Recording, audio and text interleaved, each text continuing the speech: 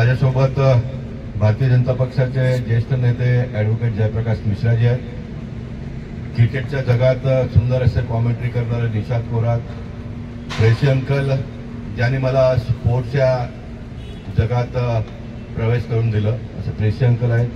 सुधीर परांजपे आणि अमित मिश्रा हे दोघेही प्रेसचं काम बघतायत.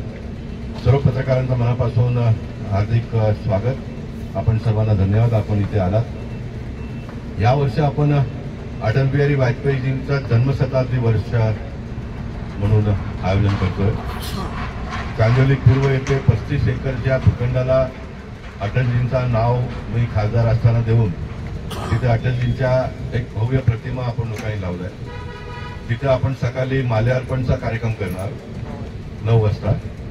संध्याकाळी 6:30 वाजता कवी संमेलनाचं आयोजन केलं आहे.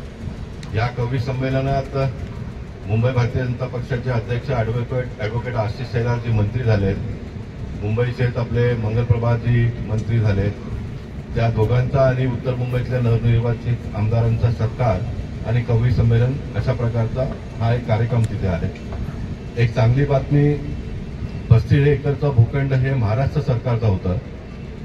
ते गेले 20 वर्ष अनेक वादविवादाने कोर्टात खटला सुद्धा दाखल झाला होता आणि म्हणून ती जमीन केंद्र सरकारला साई स्पोर्ट्स अथॉरिटी ऑफ इंडियाच्या नावाने दिले गेल्या असतानाही जेवढा विकास व्हायला पाहिजे तिथे झाला नव्हता.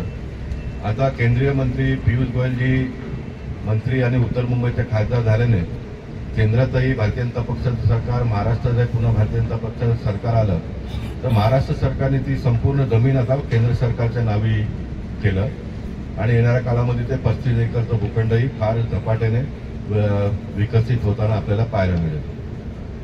उद्या अटलजींच्या जन्मशताब्दी वर्षानिमित्त हा जो भूखंड आहे 13 एकरचा भूखंड आहे.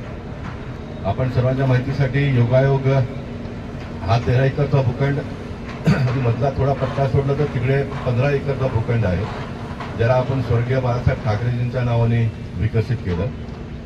मी आमदार असताना भारतीय जनता पक्ष शिवसेनेचे शिल्पकार म्हणून बाळासाहेब ठाकरेजी आणि प्रमोद महाजन या दोघांचा नाव लौकिक होतं.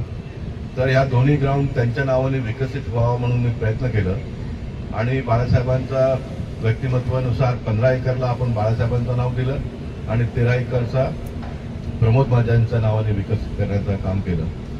पहिल्या टप्प्यामध्ये काँग्रेसचं सरकार असताना खूप संघर्ष आम्ही केलं, काम पुढे वाढलं नाही. त्यानंतर भारतीय जनता पक्षाचं सरकार आलं.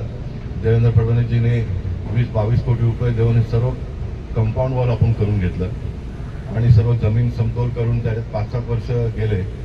पुन्हा भारतीय जनता पक्ष मधल्या काळामध्ये मग काँग्रेसचं सरकार आल्यामुळे काम बंद पडलं. सुनील केदार, जयप्रकाश मिश्रा त्यांचं नाव आठवण करतो. सुनील केदार हे